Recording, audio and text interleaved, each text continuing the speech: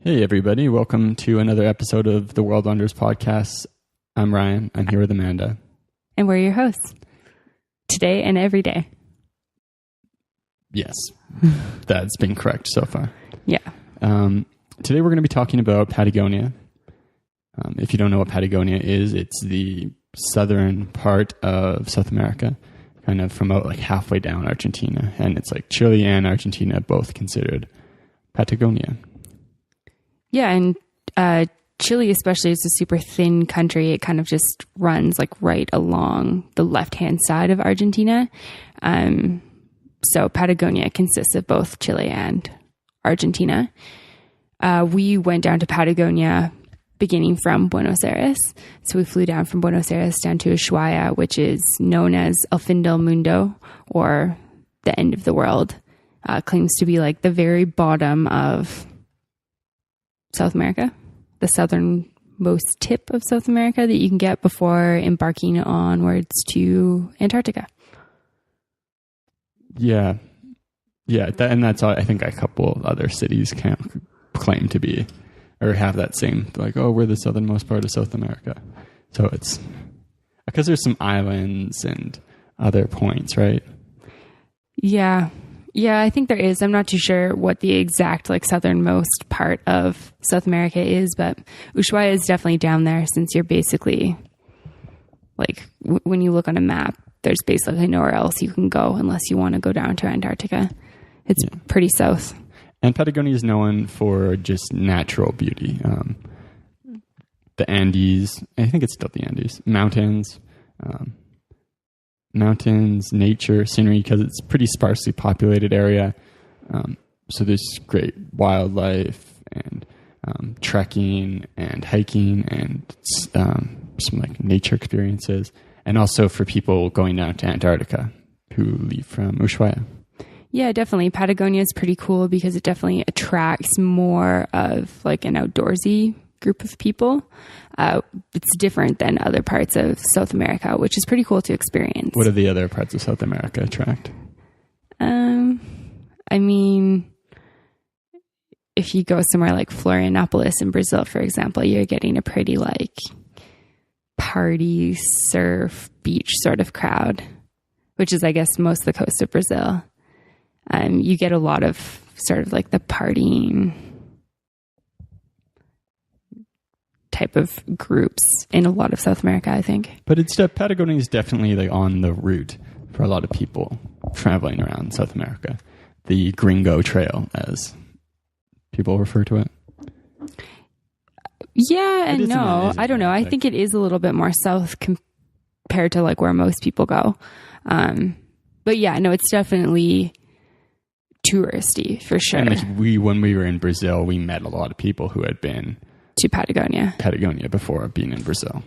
Yeah, definitely. And so on. Anyways, so getting down to Patagonia, a lot of people kind of fly one way or the other, right? Like we flew from Buenos Aires down to Ushuaia, but a lot of people maybe go from Santiago, kind of bus down the way in Chile, and then maybe end up in Ushuaia and fly to Buenos Aires afterwards. Yeah, or for sure. Maybe people go Buenos Aires to Ushuaia, fly to Santiago, something like that. Yeah, it's very, very far south.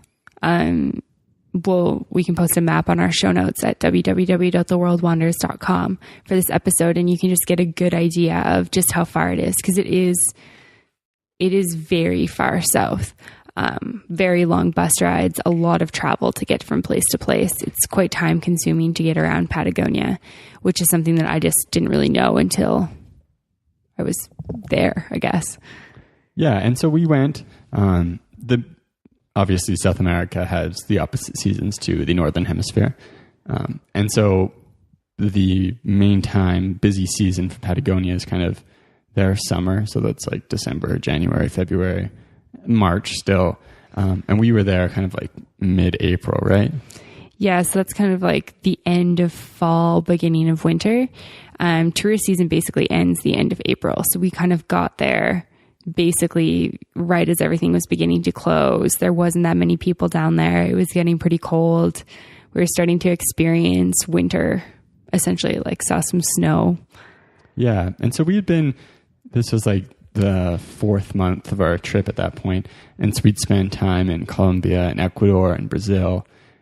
And so we ran into some people in Brazil who'd been to Patagonia, and they were telling us, oh yeah, it's pretty cold. And we were like, obviously, since we had spent 3 months in basically tropical environments, we didn't really have a ton of cold weather stuff. But we were kind of just, I don't know, at least for me, I wasn't thinking about how cold it was actually going to be. Yeah. I was kind of just assuming that it wasn't going to be that cold. I guess for me, because it's like I grew up in a colder climate, I feel like people are like, oh, like -20, like that's freezing, like I would die. And it's like, well, you don't. Like you're fine.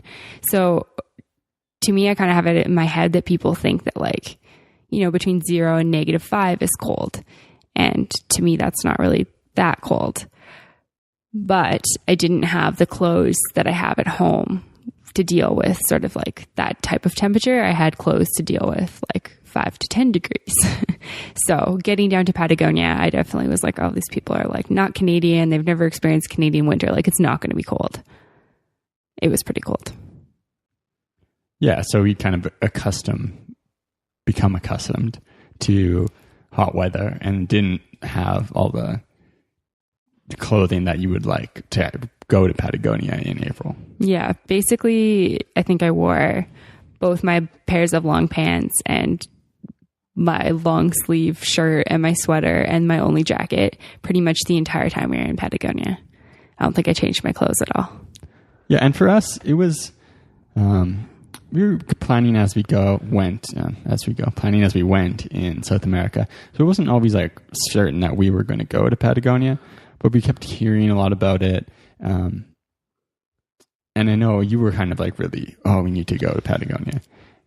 But for us at that point in time in our trip, I was kind of feeling quite a bit of money anxiety because we'd just gone to Spanish school, which was quite an investment. We were like we were 4 months in, spent a lot of money already. And it was kind of, when you go to Patagonia, the prices do go up quite considerably. Mm-hmm. Yeah, there's a lot of tourists there. It is sort of a lot of like mountain type towns.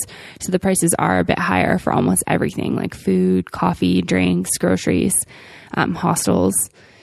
I definitely, I heard about these really amazing things, and then I started reading about it in Our Lonely Planet and reading blogs and researching. And I got really attached to this idea of, we're already down in Buenos Aires. We might as well just go down to Usuaia. Like we're already here. We should just go down. Like, does that make sense to you? Yeah, I guess. Like I felt like we almost like had to go because like not that we had to go, but I felt like we would have been wasting this opportunity to go if we hadn't have gone because we were already so close. Yeah, and do you think that your mindset at the time was kind of also about kind of collecting places and to be able to say you went to Patagonia was something you wanted? Yeah, definitely. I saw all these photos of it and I was like, oh, it looks so cool. Like I want to do all these things too. Like I want to see these places. And I think that I got a little bit greedy with it. I was like, I'm already in Buenos Aires. I'm already in Argentina. I should go see these other places that look really amazing. And I think that was definitely a lesson for me because we were a little bit short on time. We had one of my distant family members that we were meeting in Santiago at the beginning of May. So we only had about just over 2 weeks to do Patagonia. We were at the very end of tourist season. So we were really not there in the ideal weather. And it was way more expensive than what was really in our budget. Yeah. So like you said, basically 2 weeks. And so, we kind of we went Usuaia, Puerto Natales, El Calafate, Bariloche with a double R in there. And there's just one R in Bariloche. Are you sure? Yeah. Anyways, so we missed out on quite a few popular things. Really didn't do much. We did like day hikes because it was cold and because we didn't really have much prepared. Yeah, it was interesting once we were down there. It's like we met so many people who had, made a trip from somewhere to Patagonia. They had, 2 or 3 weeks dedicated. They'd booked flights so they didn't have to spend whole days on buses. They really had it all figured out. They'd come down with tents and sort of cooking things for overnight hiking and really just like outdoor clothing. Like their entire bags were dedicated to that because that's what they were there for. And once I was down there, I was like, oh, we really weren't prepared for this. Patagonia is kind of its own beast that you need to sort of tackle separately if you're not fully prepared or you don't have the money to spend on renting the gear or, really taking your time to see everything. Yeah. So that's kind of the way we came away feeling after we had done 2 weeks there. I definitely looking back at the photos, it's spectacular and I'm happy we went. But yeah, we spent quite a bit of money in quite a short period of time to go check out Patagonia in addition to this South America trip. And it was maybe we should have just devoted some time during actual summer or more enjoyable season and have a Patagonia trip on its own. Yeah. And that's for anyone out there who's listening, who's potentially traveling South America. If you are sort of short on time or you feel like you might be rushed or you're not going to be able to get down there until, what's their fall. So, end of March, April sort of time, I would really consider leaving Patagonia for another trip. But I don't think so. One of the things I really enjoyed about being there in April was that it was really quiet. I really don't like being in places where it's everything's maxed out because it's super, super busy. Yeah, that's a great point. Patagonia, especially I think there's a couple really popular things, which we're going to get into very quickly, that are really, really busy. And then a bunch of other things where I think you can get out on your own and have more secluded experience. But it is definitely nice being in the towns in April. When it's a little bit quieter, yeah. So what did we do, and what are the top things to do in Patagonia? Yeah, so we started in Usuaia. We stayed at a hostel called Cruz del Sur Hostel, I had a great experience at that hostel, and I would definitely recommend it as somewhere for people to stay if they're going down there. While in Usuaia, we took a boat tour out to, there's a famous lighthouse there that's sort of it's known as sort of the tip of South America. That's that point. You're leaving the southern hemisphere at that point, and making your way just out into the ocean towards Antarctica. So we took a boat out there and that was pretty cool. And then we also went hiking in Tierra del Fuego National Park, which was absolutely beautiful. And I think that, had we had more time, there's lots of different places that you can hike there. And we just had one day for hiking. Yeah. Which was awesome, but yeah. And so they're doing the boat tours is kind of one of the most popular activities there. And there's a penguin island, I think is one of the most popular things to do. And I remember it's quite expensive, the boat tours. Yeah. And the penguins go away in the winter. So we met a girl at the hostel who went and she saw one single penguin because they're just, they're going to hibernate, for the winter around mid-April. So probably not worth the money if you are going to go down in sort of low season, but apparently it's really cool to see all the penguins if you're there in the summertime. Yeah. But I remember feeling like I kind of mentioned earlier about having some money anxiety and getting down there. And it's finding out oh yeah, we can go to this boat tour. It costs I don't know, $50 or something like that. Was it that much? It was quite expensive. And everything was quite expensive. And it was it's kind of you gotta get so many of the things in Patagonia are trying to sell you on tours. Yeah. And because there's a lot of national parks down there, there are regulations that sometimes do make it difficult to hike. Fortunately with Tierra del Fuego National Park, we were able to just take a bus and just do a day hike, which was really cool. But you do have to pay park fees. Yeah. So for all national parks, you do, same as Canada or the US, you do have to pay a park fee. And I kind of had it in my mind. I'm like, okay, we're in South America. Everything else is cheaper. Park fees are very comparable to North America, which is pretty shocking because, South America, so you expect it to be a little bit cheaper.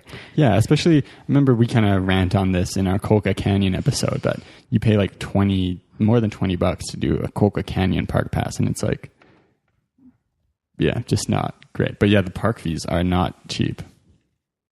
So from Usuaia, we took a bus up to a town called Puerto Natales, and this bus was a bit of a hassle. In April, it only runs 3 times a week, so you have to find a day that works, or you're stuck in Usuaia longer than you want to be there, or maybe for less time than you want to be there. And you have to cross, it's impossible to get from Usuaia to Puerto Natales without crossing the border. You actually can't get anywhere outside of Usuaia without crossing the Chilean border. Just the way, if you look at a map, the way the border is, you can't cross it by land. So border crossings by land are always a little bit of a hassle, and they always add time to a bus trip. Yeah, especially going into Chile, because when you're traveling Patagonia, you're going to be zigzagging back and forth. So traveling Argentina and Chile, really, like, it just makes more sense to go back and forth. So when we did it, we crossed over from Usuaia to Puerto Natales, back to Calafate, I don't know how to pronounce it.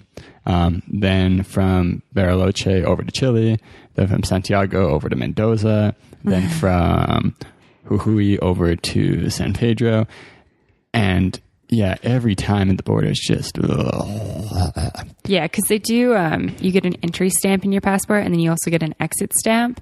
And so Chile has some pretty intense agricultural rules, so they're always checking to make sure that you don't have any fruit or vegetables on you, because they don't want anything coming in from Argentina. And they don't want things leaving. They've got these crazy rules. So it's hard because you can't take food, and you've got these massive bus trips, and you can't have, any like raw fruits or vegetables with you. But that's not the annoying part. The annoying part is you get to the border, you've got to go through, everyone on the bus lines up, and there's like only one guy working, even though there's like 7 people at the border station. And then you've got to get your exit stamp, and then go to the police thing, get a stamp there, and then you got back on the bus and you cruise like 25 meters to the Chilean thing. Everyone gets off the bus, and there's like 7 people working, but only one person with the window open, and everyone's got to go through the Chilean border, which Chilean border way worse than the Argentinian border. Yeah, because they make you take all your bags off, and they like put your bags through some sort of scanning thing to make sure you don't have fruit or vegetables. Yeah. So yeah, we spent probably like conservatively like 10 hours waiting between borders in total. In saying that though, like the bus service in Chile and Argentina is really good. Like they're pretty luxury. They make it pretty comfortable, considering, if you're on a bus for like 15 to 20 hours. I think the longest one we took was 26 hours, right? Yes. Yeah, that's a long bus ride. But anyways, I feel like we're kind of starting to ramble. Okay, so from Usuaia, we went up to Puerto Natales. And Puerto Natales itself isn't, the town isn't much, but that's sort of the entry point to Torres del Paine National Park, and that's a super, super popular trek for people who are going to Patagonia. You can do, is it a 4-day trek? You make like a W? Yeah, I think 3 days. Yeah, and so you can either stay in these places called refugios, which are basically like little cabin type things where you can get food and drinks and sleep in an actual bed, or you can trek with a tent and just set up your tent in a campsite each night. And so doing the whole Torres del Paine trek, I think, can be a bit of a hassle in the summertime because it books up super quickly. So if that's something that your mind is really set on doing and you want to go in high tourist season, I definitely look into it beforehand and make sure that you've booked what you want to do beforehand, because they've got a limit on how many people can come into the national park at one time. Yeah, and that's like the star attraction for Patagonia, I think. Yeah, the Torres del Paine is is it 3 towers? I don't know. I think I'm getting confused between the mountain range that's here with the 3 sisters. There's towers that you can go see. Because we went in April and we just really didn't have the gear, we didn't do the entire trek. The refugios are about 60 Canadian dollars each a night. And that's for a dorm room with a single bed. It's very expensive to do that. So we just went in and did 1 day worth of hiking up to the actual towers. Encountered a snowstorm up there, couldn't actually see the towers until the following day. And then just did a bit of a walk around the next day on our way out of the national park. And that national park is really expensive. So if that's something that you're planning to do, plan to pay some money, like budget for it, because it is expensive. Yeah, and Patagonia in general is kind of tough because you kind of want to like remain as flexible as you can be in that, like you know, sometimes buses don't leave, and buses sometimes aren't really regular. So like when we got to Usuaia, we were kind of planning on leaving earlier, but the buses didn't run all the time, so we had to do that and get to Natales, and the weather's bad, so we can't really do the trek when we wanted to do it. And then and that's a common thing, like the weather acts up a little bit there, and lots of people, you know, kind of just stay in Puerto Natales until the forecast looks good and then embark on their trek. And you know, if you're camping, then that's fine. But I think that's only something you can do in shoulder season, because you have this just, you know, I think it's just crazy busy. Because even we were there mid-April, like during a snowstorm, like right at the end of tour season, and doing the Torres del Paine hike, like there's too many people doing the hike with you that you, like normally when you're hiking, you see someone else hiking, you say hi, or at least you do here. Yeah. And there it's like, you know, every couple of minutes, there goes someone else the other direction. So yeah, you can't really say still a lot of people, even though it was quite quiet. And then, so do you want... Yeah, I was just going to mention that while we were in Puerto Natales, we actually stayed at 2 hostels. We stayed at Hostel Lily Patagonicos, and that was a really great one. They were booked up outside of the first night that we booked, so we unfortunately couldn't stay with them more than one night, but we got into one called Yagan House, and I love that hostel. I think it was actually one of my favorite hostels in South America, because it was like somebody's home. You walked in and there was like a big wood kitchen, like big benches, sort of a living room with a fireplace. And then upstairs there was carpet and just like bedrooms with bunk beds and big bathrooms with giant bathtubs and stuff. Just felt very homey to me. Yeah, it was really, really comfortable place. And we ended up there. The place we booked out was going to be full, so we booked at a different hostel. And then we just booked on Hostel World. Walk over to this other hostel the day we're supposed to be getting there, and it looks like it's completely closed. Yeah, we're like knocking and ringing the bell. There's like nobody there. And it was just, you know, we're like, okay, so I guess this hostel's closed. It was a little bit weird. We had a bit of a broken conversation with the owner because I sent the request into Hostel World to get my down payment back. And I think there was just like some confusion there, but I guess that's something that can happen when you're there in shoulder season, because a lot of the hostels, it's not really worth it for them to stay open in low season because they just don't get enough people coming through to pay the maintenance and to pay staff to keep the hostel open. So that's something to consider too if you're going to go down there in the wintertime, is that, you know, not a lot is open. And then when we were there, it was pretty cold. I think it was like 5 degrees Celsius a lot of days, gray, windy, and there's just like so many stray dogs in Puerto Natales. Oh yeah, Puerto Natales. We had so many stray dog amigos that just wanted to take us everywhere around the town. It was kind of strange too, like a lot of like ghost towny vibes. Like you just walk around, there's like nobody anywhere other than stray dogs. Yeah, I think it would be really interesting to be there to see it in sort of like busy season, or more as just like, you know, it's getting warmer, because I think there would be a completely different vibe there. Yeah, especially the weather. Like you got this kind of like, it's cold, it's gray. A lot of the houses are kind of just these like kind of constructions made out of like that metal siding that sometimes is used for roofs. Yeah. And it's windy. Yeah, it's just very like glum, depressing feel in Natales. And then we were pretty indecisive about what we wanted to do, because booking the refugios was expensive. booking camping equipment would have been more of a good value proposition, but it was really cold. Yeah. It had snowed, so the actual trek to Torres del Paine was closed, and we were kind of just like, oh, what do we do? What do we do? And we ended up spending like 3 days, I think 3 days, just kind of sitting around. Yeah, in Natales, just kind of like killing time. Yeah, and I think there was sort of a lot of, for me, it was at this point that I was like, oh, maybe we shouldn't have come down here. Like maybe, you know, we did get a little bit greedy and we should have saved this for another time. In saying that, getting into Torres del Paine National Park, the scenery was like extremely beautiful. I had a pretty enjoyable time once I was there. The quality of hiking was really good. And I definitely would love to go back to Torres del Paine and be able to complete the full trek. Yeah, and especially the second day we were there, it was sunny, it's a tiny bit warmer. Yeah. Yeah, it's just really, really spectacular place.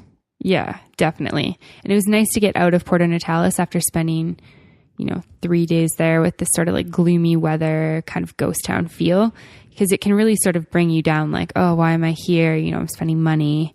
And getting into the national park and being able to see the mountains and the scenery really kind of like revived me. And I was like, okay, this is why, we came to Patagonia, and, it's worth it to see this.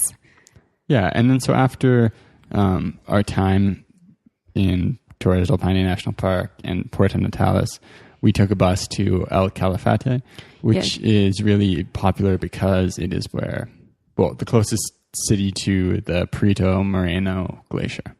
Yeah, and the Perito Moreno Glacier is the largest of a group of glaciers that's in that area.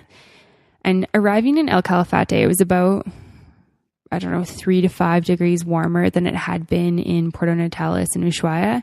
The sun was out. It was just, I was finally able to take off some of my layers. And I remember feeling so happy to get there, because it was just, it kind of reminded me of Banff and Banff National Park in Alberta, or like being in what's Johnson's Hole?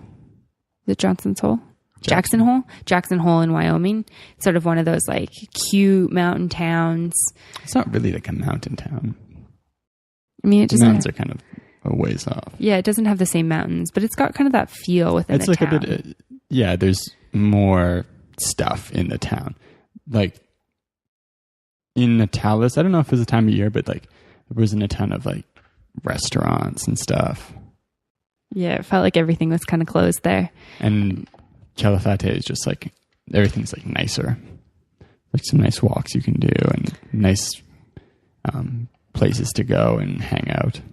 Yeah, like I remember watching a beautiful sunset there, taking like a really nice sort of walk kind of on the outskirts of the town, sort of through like a nature, is it like a nature reserve? Yeah, like a bird reserve. Yeah, just super beautiful, really relaxing, very calm sort of atmosphere there. And then the big thing to do there is to take a tour to Perito Moreno Glacier, which is pretty amazing. I would definitely recommend, if you're going to Patagonia, to pay to go there. And again, you have to pay to get in to see it. You have to go on an arranged tour. And obviously they give you, they do give you time to kind of do your own thing. Like, because there's a whole bunch of walkways where you can go see the glacier from all these different viewpoints. And it was really cool. I think that was definitely a highlight of Patagonia for me. Yeah. And like when everything you go to book a tour, they're trying to upsell you, and there's all these different packages and stuff. Yeah, I mean, you can go and you can walk on the glacier. You can take a boat, so you're right super close to it. We took the boat, but we didn't walk on it. Yeah, but we took a tour that was kind of like geared towards younger travelers, that had like empanadas and beer included at the end. Yeah, which is cool. And had like a boat ride included. But I think it is possible to go on your own, to just take a bus down there and then to do the walk, which I found like the walking. So it's kind of like on a lake, and the glacier is kind of across from you. And then you walk along the edge of the lake and kind of see this glacier, and there's big chunks that fall off. And get just a whole bunch of really nice views of it. And I think that was like the best part for me. Oh, definitely. Like the boat was pretty cool. Like, but everyone on the boat, you know, it seems like more just about getting photos close to the glacier. Yeah. And so then it makes it, if you want a photo, it's like basically impossible to get one without people in the background of it. Yeah. It seemed like everyone on the boat would just kind of like, the boat would turn and then everyone would scurry to the side that's on the glacier to be taking photos, and then turn again and everyone moves to the other side. Yeah. I definitely think the boat is something you could skip. Yeah, I think you're completely right. Some of the viewpoints that I enjoyed the most were from the walk and not from the boat, for sure. It's pretty cool though. Like the glacier is the size of Buenos Aires, which is a massive city. And it doesn't look that big because it's like ice. So it looks like it goes for a ways, but you really don't have a conception of how big it is until they're like, oh, this is the size of the city of Buenos Aires. And you're like, wow, that's really impressive. Because it's one of, the glacier is actually still growing, which is pretty, I think, fairly rare for glaciers these days. Mm-hmm. And it goes, all the way from this lake way up into the mountains. It's really spectacular. Definitely, probably my favorite thing that I saw in Patagonia. Yeah, I would definitely agree with that. And then from El Calafate, we took a bus to Bariloche. Yeah, and that was our longest bus of our entire 6 months in South America. And so, I guess in the summer, there's a couple places that we didn't go that are really popular. El Chaltén, which is fairly close to Calafate. Yeah, it's just north of it, like I think an hour or two. And that's at the base of Mount Fitzroy. And hiking Fitzroy is like one of the most popular things to do. In all of Argentina, I think. Yeah, and we didn't really have time to do that. We thought about it, but kind of decided against it. Yeah, and I mean, it's tough because then it's like you spend money on a separate bus. You have to pay for another hostel. It's like another, few days, another set of park fees. It just seemed like a lot at that point. So we just went straight up to Bariloche. There's also another place that's really popular. Is it south of Bariloche? Yeah. It's called El Bolsón. Mm-hmm. And it's really popular with backpackers. It's sort of a little hippie town. I think Bariloche is kind of more family oriented than Bolsón is. Bolsón is apparently like, it's kind of like a hippie, lots of like restaurants and like vegetarian stuff. And it's also, so one of the interesting things about Patagonia is weird stuff in America in general that you kind of find out while you're traveling is like, there's just a ton of Israeli people who go to backpack South America, but they all kind of go at the same time to the same places and then follow this route kind of from Patagonia up to Brazil. Yeah. And there are just, kind of like a pack of Israeli people traveling together. Packs of Israeli people. Large, because they travel in groups. Like groups of like 10. But there's, a whole bunch of groups. And apparently El Bolsón is a very popular place for Israeli people to hang out. Yeah, apparently it's cool. We decided to just go to Bariloche. We just didn't really have the time to stop in all these other places. I think if I was to go back, I would really spend the time. I'd love to hike Mount Fitzroy. Yeah, and so when you go from El Calafate to Bariloche, in the summer there's this route, I think it's like Route 40 or something. Yeah, I think you're right. Which is like a really popular thing to do because you go to El Bolsón and it's direct. And doesn't take too long. It's like a dirt road. It's near the mountains. It's really spectacular. But it had just closed down for the winter. So we had to take kind of this really roundabout, like backwards sea route out to the coast and then up and then over.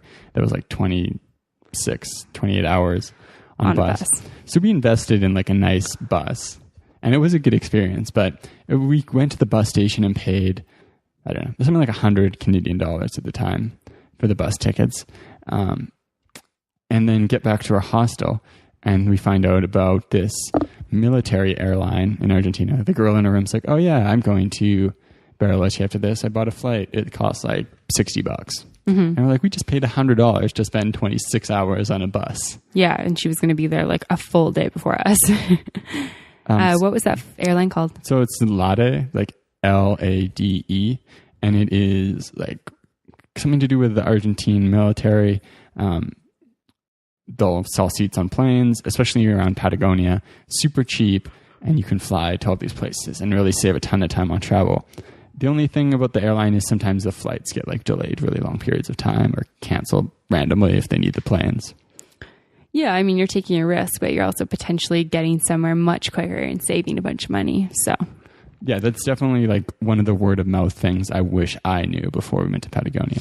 Mm-hmm. I would definitely check into it if you're in Patagonia and traveling around, and if you're like we were and had already spent a combined like 35 hours on a bus and had 26 hours more to go to get up to sort of the Lake District of Patagonia. Especially, I think you can also fly Buenos Aires to Usuaia. And also, one of the things that's tough about airlines, so in Argentina right now, the economy is kind of like stable, but like it has some serious issues. But so the official exchange rate for US dollars is 9-1, but on the street you can get 13-1.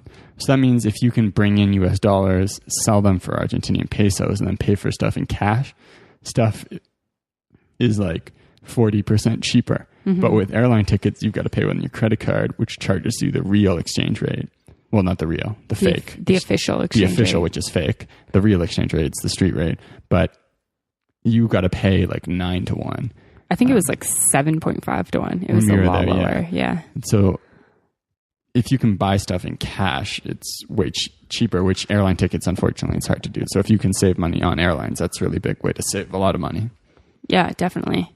Getting to Bariloche is sort of like another little mountain town. The mountains aren't quite as dramatic as sort of the Torres del Paine area.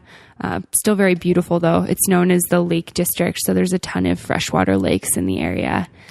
Yeah, the mountains are kind of less kind of rocky and aggressive looking and green, lots of trees, more like rounded mountains, lots of lakes. Really, really beautiful. And it's also, since it's more north, it's quite a bit warmer. Yeah, I think that was the first time in the 2 weeks that I was able to walk around comfortably in a tank top, like without anything covering sort of my shoulders and my arms. So that was pretty refreshing after the 2 weeks of being in the cold, sort of wintry weather. It's also known for chocolate, which I'm a fan of. I love chocolate, so I was pretty happy to be there. I think we spent a day kind of sampling chocolates and just wandering the town and taking it all in, and then another day out kind of hiking in the mountains and enjoying the lakes, which was also really nice. Yeah, so those are the 4 places we went, right? Usuaia, Puerto Natales, El Calafate, Bariloche. Yeah. And that's kind of a pretty standard route for people going around Patagonia. Mm-hmm. Yeah, I would just, most people would probably spend a little bit more time. So you'd have definitely more time for Torres del Paine and probably a stop for Mount Fitzroy. Yeah, and the thing about Patagonia that like it's it's about the nature and it's about getting out to do trek. Well, it's about whatever you want it to be about. Yeah. To be honest with you. But looking back on it, when we kind of got to the end, we're kind of like, it would have been really nice if we had more time and were more prepared to actually do some trekking. Mm-hmm. Because that's kind of like the thing we didn't do. And it's like you spend I just lost the ability to speak for a second. Getting from place to place is expensive. Like we spent $100 on a bus ride. Yeah. The other ones weren't cheap. So if you kind of time consuming too. Yeah. You want to go somewhere and spend some time there. And if you get out camping, then it's, then you're not spending a ton of money. But if you're going 2 days, next place, 2 days, next place, 2 days, next place, that's expensive. Mm-hmm. Yeah. And it's definitely a place where I'd like to go back and actually trek. So to do, a few days out kind of in the mountains or in the woods and just, being in the nature and enjoying the scenery. We definitely got a taste for it with 1 day hikes, but I think that there's so much more that you can do there if you have a little bit more time or if you're more prepared to do that. Yeah. And it's like these things, there's always an opportunity cost. So we spent 2 weeks there, spent quite a bit of money, and we could have maybe just gone Buenos Aires, Cordoba, Mendoza, up kind of more Bolivia, Peru, where money lasts significantly longer, and extended our trip by more, like 2 weeks in Patagonia is probably like 4 5, weeks in Bolivia, 6 weeks, long time. Yeah. Or even, having more time in Chile because there's a lot more to see. We kind of just got Santiago and Valparaiso, and there's a lot more to see in Chile that we didn't get to see because we spent that time in Patagonia. But that said, like looking back at our photos from that trip, Patagonia and then Bolivia are kind of like the two places where you're like, wow, it's just like so spectacular. Yeah, definitely. So Patagonia definitely is amazing, and I don't have regrets going. But I think it's important to just consider your time frame and your budget, and I guess what you really want out of your trip. So if you're not super outdoorsy, or you're not prepared, or you don't have the money, I would definitely suggest saving it for a separate trip. Yeah, and if you are outdoorsy, get down to Patagonia. Yeah, and give yourself that time and, spend the money because it is really beautiful down there. It's also nice having you go from really hot in Brazil to Patagonia and it's like too cold. You were like complaining about heat a little while ago and now you're complaining about cold. But it's it's kind of a nice reminder that and you get back to the desert, Peru, and you're like, okay, yeah, it's hot again. I prefer the heat to the cold, but yeah. So we're going to post links to the hostels that we really liked while we were staying down there. What else will we put for resources? Some photos of the scenery so you can get sort of a taste for it and see if that's something that you want to go down there and do. Links to the places we stayed and just some info about the places that we went. Yeah, and if you'd like to get a hold of us, a great way would be to go on to Facebook and like our page and then send us a message. Yeah, it's the World Wanderers Podcast. And as always, thanks for listening. Bye.